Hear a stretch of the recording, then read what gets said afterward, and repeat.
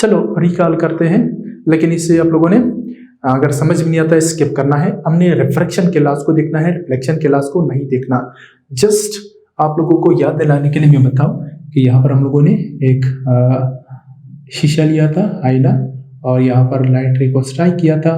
ठीक, वो ऐसे इस नॉर्मल के साथ एंगल बनाएगा, this is angle of incidence, और ऐसे रिफ्लेक्ट हो जाएगा, this is angle of reflection.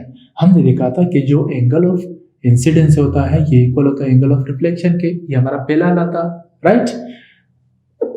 दूसरा हमने क्या पढ़ा था कि ये जो हमारे पास ये इंसिडेंट रे आती है, पॉइंट ऑफ इंसिडेंस P, और जो रिफ्लेक्टेड रे होती है ये जो है एक ही प्लेन में बनता है, दिस इज आवर प्लेन, और कुछ भी नहीं है। अब रिफ्रैक्शन के केस में क्या होगा, पहला वाला तो सेम टू सेम यही होगा, सिर्फ रिफ्लेक्शन की बजाय रिफ्रैक्शन का यूज करेंगे। ठीक, सॉरी, जो ये वाले हैं कि जो इंसिडेंट रे है, रिफ्रैक्टेड रे है, पॉइंट ऑफ इंसिडेंस है, ये लाई करेगा एक ही प्लेन में। सपोज ये एक इंटरफेस है, इंटरफेस मींस कि दो मीडिया को अलग करने वाला लाइन। यहाँ पर टेंस मीडियम समझे, ग्लास समझे, और यहाँ पर हवा को समझे, राइट।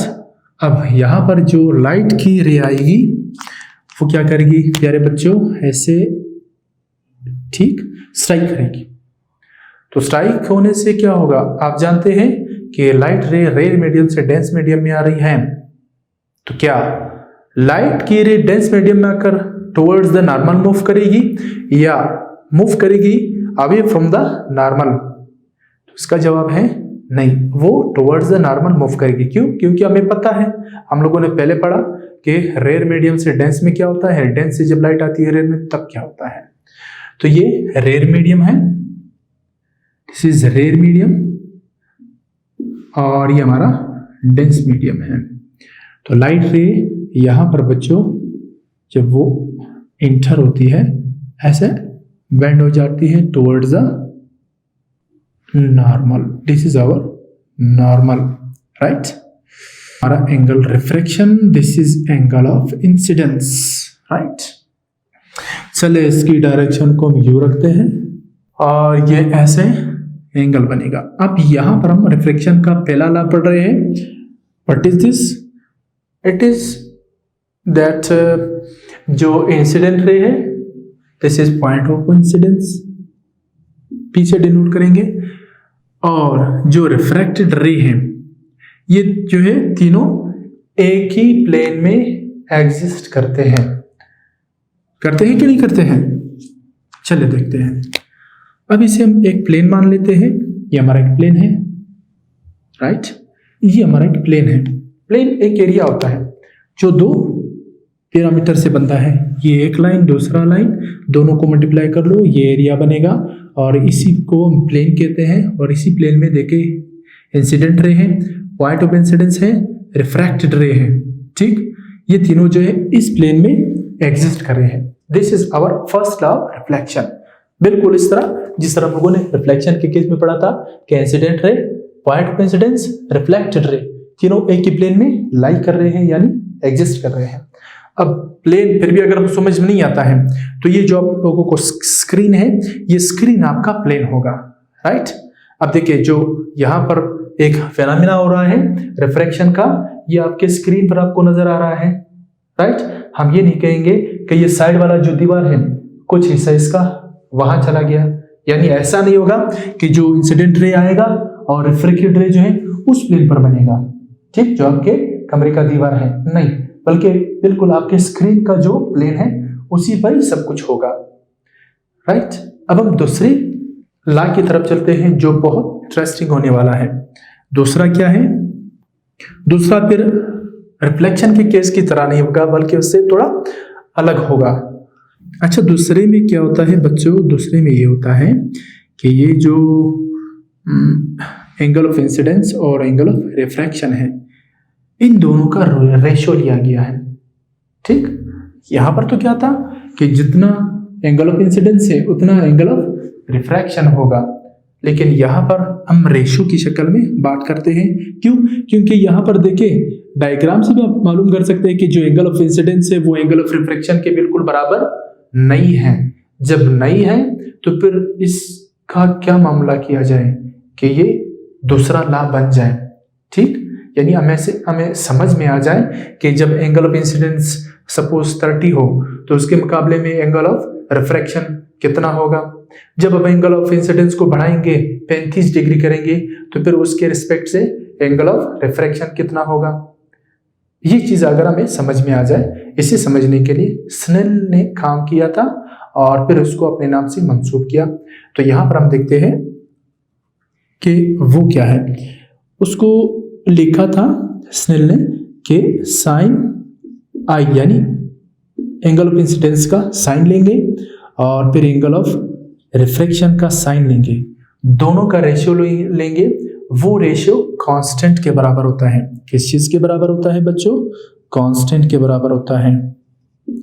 और इस कांस्टेंट को म्यू से डिनोट किया जाता है, राइट, से एन से भी डिनोट किया जाता है, ठीक है, मुख्तलिफ रिफ्रैक्टिव इंडेक्सेस के लिए।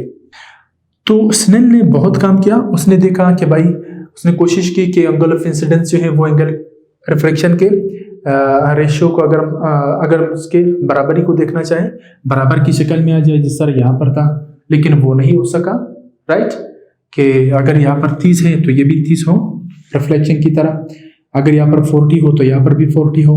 यहाँ पर कुछ अलग सा हो रहा था कि एंगल ऑफ इंसिडेंस अगर 30 है तो उसके मुकाबले में ये 70 डिग्री बनेगा। अगर हम इसको बढ़ा दे 32 डिग्री कर दे तो 32 डिग्री से ये कुछ 17 पॉइंट समथिंग बन जाएगा। लेकिन ऐसे एक खास वैल्यू से नहीं बढ़ रहा था जिसको हम लोग आसानी से समझ सके। जिस तरह यहाँ पर था कि एंगल ऑफ इंसिडेंस 30 है तो रिफ्लेक्शन 30 होगा, और अगर ये 20 किया जाए तो ये भी कम होकर 20 हो जाएगा, ऐसा नहीं था, ठीक है। रिफ्लेक्शन में ये इस तरीके से बराबर किया उसने। बहुत खोज करने के बाद फिर वो इस नतीजे पर पहुंचा है, लेकिन यहाँ पर हम लोग बड़ी आसानी से समझते हैं और पढ़ते हैं। अब यहाँ पर क्या है गाइस कि जो एंगल ऑफ इंसिडेंस का साइन लेते हैं और एंगल ऑफ रिफ्रैक्शन का साइन लेते हैं, तो दोनों का जब हम लोग रेशियो लेते हैं या इसको इस पे डिवाइड करते हैं, एक नंबर आएगा जिसको हम कांस्टेंट कहेंगे। ये रेशियो कांस्टेंट रहती है थ्रू आउट द मीडियम, जितने भी हम लोग एंगल ऑफ इंसिडेंस लेंगे। चलिए इसे और भी आसानी से समझते हैं, आसान है। अच्छा, यहाँ पर साइन से मुराद क्या है? साइन से मुराद ये है गाइस कि जो ट्राइंगल में हम लोग साइड का रेशियो लेते हैं, ट्रिग्नोमेट्रिक रेशियो, आप लोगों ने पढ़ा है, मैथमेटिक्स में पढ़ा होगा, राइट। उसमें क्या होता है कि जो साइन थीटा होता है, साइन थीटा वो परपेंडिकुलर अपॉन हाइपोटेनस के बराबर होता है, हम सब जानते हैं। तो साइन थीटा यहाँ पर भी परपेंडिकुलर और हाइपोटेनस का ही रेशियो होता है, ठीक।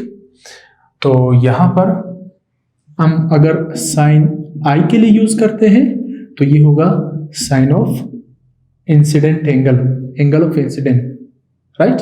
अगर ये एंगल ऑफ इंसिडेंट सपोज 30 है तो हम साइन 30 की वैल्यू निकालेंगे, डिवाइड करेंगे, फिर इसको साइन आर के लिए देखेंगे, यानी 30 के रिस्पेक्ट में अगर 17 डिग्री बन रहा हो तो साइन ऑफ 17 देखेंगे। अब 30 के मुकाबले में 17 बनेगा नहीं बनेगा मुझे नहीं मालूम, राइट। मैं सिर्फ मिसाल के तौर पर आप लोगों को समझा रहा हूं, ठीक, कि जो साइन 30 है उसकी वैल्यू लेंगे, साइन 17 है उसकी वैल्यू लेंगे, दोनों को डिवाइड करके हमें एक नंबर मिलेगा। मिलेगा कि नहीं मिलेगा? बिल्कुल मिलेगा। उस नंबर को मैं ए का नाम देता हूं, सपोज हमें मिला 10, राइट। तो ये हमें 10 मिलेगा। ये 10 जो है कांस्टेंट रहेगा थ्रू आउट द मीडियम। नहीं आई समझ में? चलो मजीद समझते हैं। यानी ये थ्रू आउट मीडियम 10 रहेगा। मैं क्या करता हूं, ये हमारा हवा मीडियम क्या है? हवा। और दूसरा मीडियम क्या लेते हैं? जो डेंसर मीडियम होगा वो ग्लास लेंगे, पानी भी ले सकते हैं। अब यहां पर प्यारे बच्चों आप लोगों ने ये चीज देखनी है कि ये जो इंटरफेस है इसके नीचे डेंस मीडियम, इसके ऊपर रेड मीडियम है। अब ये हम यहाँ पर कुछ नॉर्मल लेते हैं। नॉर्मल मीन्स जिसकी मदद से हम इसके रेफरेंस से एंगल ऑफ इंसिडेंस को फाइंड आउट कर सके, ऐसे। और एक दूसरा लेंगे ऐसे, तीसरा लेंगे ऐसे, चौथा लेंगे ऐसे, यानी हम 4 एंगल ऑफ इंसिडेंस को रखेंगे। हमने क्या देखना है, हमने ये देखना है कि ये कांस्टेंट क्या होता है। हम कहते हैं कि एंगल ऑफ इंसिडेंस का साइन लेंगे कैलकुलेटर से, एंगल ऑफ रिफ्रैक्शन का साइन लेंगे कैलकुलेटर की मदद से, तो फिर दोनों को जब डिवाइड करेंगे एक नंबर आएगा, वो कांस्टेंट होगा। अब कांस्टेंट लाजमी बात है, एक नंबर आएगा तो वो नंबर लाजमी बात है कांस्टेंट होगा। लेकिन ये कैसे कांस्टेंट होगा, हम कहते हैं कि थ्रू आउट द मीडियम, यानी हम मीडियम में जितने इंसिडेंट एंगल लेंगे उसके रिस्पेक्ट में जितने रिफ्रैक्टिव एंगल्स बनेंगे, तमाम के रेशियो जो है वो आखिर में एक ही नंबर आएगा, 10 आएगा तो सबके लिए 10 आएगा। ठीक, यानी यहाँ पर ऐसा होगा कि ये अगर एंगल ऑफ इंसिडेंस है तो रिफ्रैक्ट होने के बाद ऐसे आएगा, ये एंगल ऑफ रिफ्रैक्शन, ये एंगल ऑफ इंसिडेंस। अब हम क्या करते हैं प्यारे बच्चों, इस एंगल ऑफ इंसिडेंस को बढ़ा देते हैं। ये एंगल ऑफ इंसिडेंस इसकी मुकाबले में बढ़ा दिया, ऐसे कर दिया, और यहां पर क्या होगा प्यारे बच्चों, ये जो हमारा एंगल ऑफ रिफ्रैक्शन है ये भी इसी हिसाब से ऐसे कम हो जाएगा। फिर हम इसको और बढ़ाते हैं और फिर ये और कम हो जाएगा, और फिर हम इसको और ज्यादा बढ़ाते हैं एंगल ऑफ इंसिडेंस को, ये और ज्यादा कम हो जाएगा।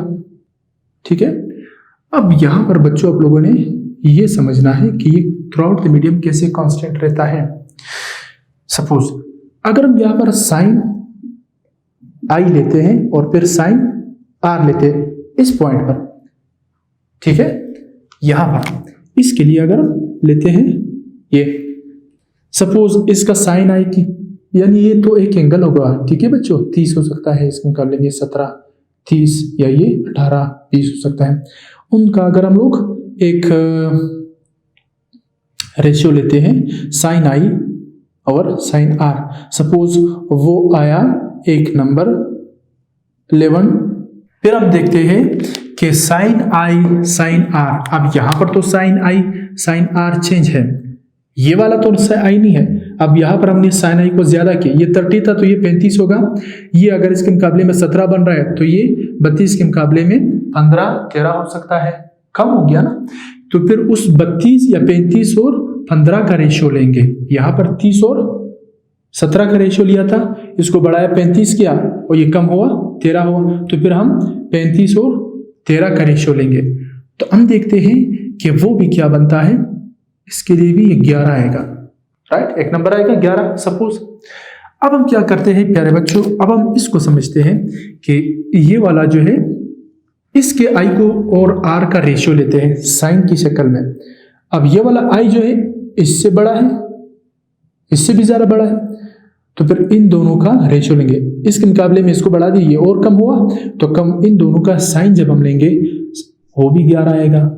इसी तरह इसके लिए करते हैं तो भी 11 होगा। अब देखो through out the medium means हमने मीडिया को तब्दील नहीं किया। अब ये हवा है और ये ग्लास है, उसके लिए एक एंगल ऑफ इंसिडेंस रखा, उसके रिस्पेक्ट में एंगल ऑफ रिफ्रैक्शन बना, दूसरा एंगल ऑफ इंसिडेंस लिया, उसके रिस्पेक्ट में एंगल ऑफ रिफ्रैक्शन बना, तीसरा एंगल ऑफ इंसिडेंस लिया और उसके रिस्पेक्ट में एंगल ऑफ रिफ्रैक्शन बना।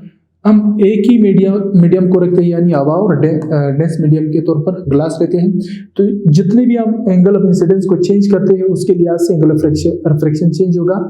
और एक केस में हम दोनों का साइन लेके उसका रेशियो जब निकालते हैं तो तमाम का तमाम जो है गाइस वो सेम आएगा, मीन्स कांस्टेंट रहेगा, तब्दील नहीं होगा। ठीक है, ऐसे नहीं होगा कि यहाँ पर 11 बना तो यहाँ पर 12, यहाँ पर 13, यहाँ पर 14, ऐसे नहीं होगा। थ्रू आउट द मीडियम जितने एंगल ऑफ इंसिडेंस लेंगे उसके रिस्पेक्ट में जितने एंगल ऑफ रिफ्लेक्शन आएंगे दोनों का रेशियो लेते जाएंगे। हर एक केस में हम देखेंगे कि आखिर में एक कांस्टेंट नंबर ही आएगा, मींस शुरू में अगर 11 है तो आखिर तक 11 रहेगा, अगर शुरू में 20 है तो आखिर तक 20 रहेगा, तमाम के तमाम एंगल ऑफ इंसिडेंस के लिए। तो ये कांस्टेंट का मतलब यहाँ पर ये होता है, राइट। ये हमारा सेकेंड लॉ ऑफ रिफ्रैक्शन है। अब ये जो है ज्यादा बेंड करेगा लाइट को, मींस अगर रेड से डेंस मीडियम में लाइट आ रही है तो डेंस मीडियम उसको ज्यादा रिफ्लेक्ट करेगा या कम रिफ्लेक्ट करेगा, वो मीडियम की प्रॉपर्टी पे डिपेंड करता है। उसकी प्रॉपर्टी में से हम उसकी डेंसिटी को लेते हैं, राइट, या उसकी एबिलिटी को देखते हैं कि वो कितना रेजिस्ट करती है जो लाइट उसमें इंटर होती है। तो फर्स्ट लॉ क्या है कि जो angle of incidence, point of incidence, angle of refraction, ये तीनों जो है एक ही प्लेन में लाई करते हैं। दूसरा जो साइन ऑफ आई है, साइन ऑफ आर है, दोनों का जो रेशियो है वो कांस्टेंट रहेगा throughout the medium for each angle of incidence. ठीक है, इसका मतलब ये होगा, ये हमारा लॉज ऑफ रिफ्रैक्शन था। अच्छा, अब हम देखते हैं बच्चों के रिफ्रैक्शन के कुछ इस्तेमालात होते हैं आम जिंदगी में। आप लोगों ने ऑब्जर्व किया होगा, सिर्फ उसको ध्यान नहीं दिया होगा। तो रिफ्लेक्शन के इस्तेमालात क्या हो सकते हैं, आइए उसे देखते हैं। इसके कमाल के इस्तेमालात होते हैं, ठीक है। और ये जो रिफ्लेक्शन का फिनोमेना है ना, ये बहुत धोखेबाज भी होता है, ये धोखा देता है हमारी आंखों को, ठीक है। यानी जो दिखता है असल में वो होता नहीं है, राइट। और जो असल में दिखता है वो नजर नहीं आता है, तो धोखा हुआ ना, तो ये धोखा देता है। कैसे, आइए देखते हैं। चले, मैंने यहाँ पर एक ऐसा एरो बना लिया, सपोज ये एक एरो है।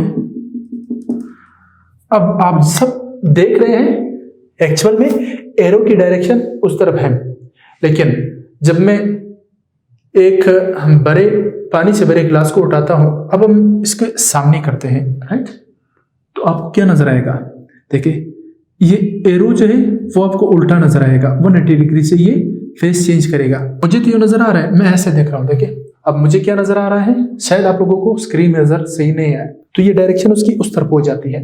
देखने की कोशिश करें, देखें ये जो रे है, जो एरो है, उसका डायरेक्शन यहां आपको नजर आएगा।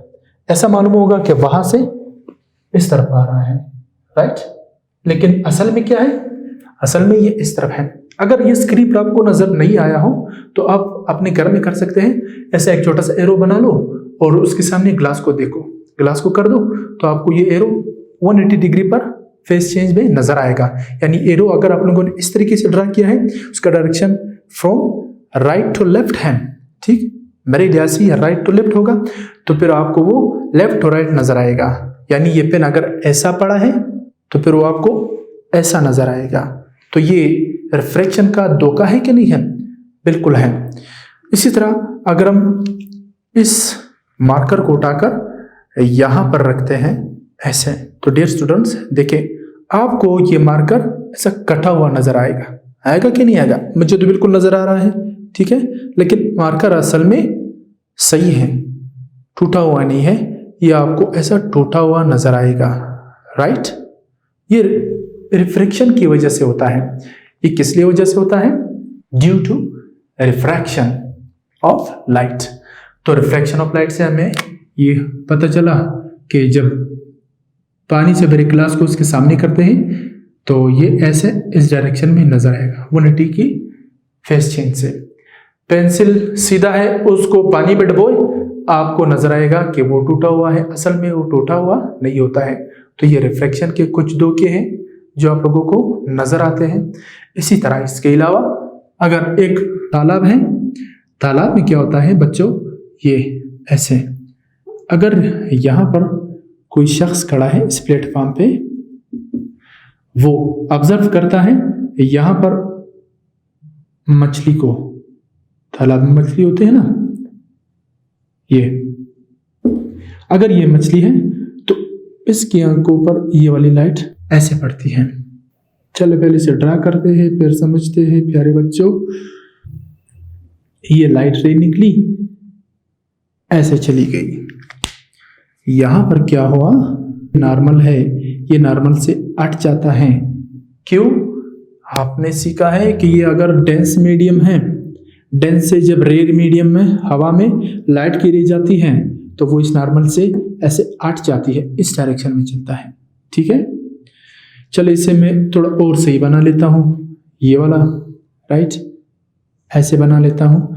यहाँ पर अगर ये फिश है, मेरी ड्राइंग इतनी अच्छी नहीं है, बहरहाल बना लेते हैं एक खूबसूरत सा जहाज, है तो जहाज नहीं, ये मछली है, चले मछली नजर आई, ये मछली है, ऐसे नजर आ रही होती है, ठीक, लेकिन ये मछली आपको यहाँ नजर नहीं आएगा बल्कि यहाँ पर नजर आएगा, ये मछली आपको यहाँ पर नजर आएगा, ठीक।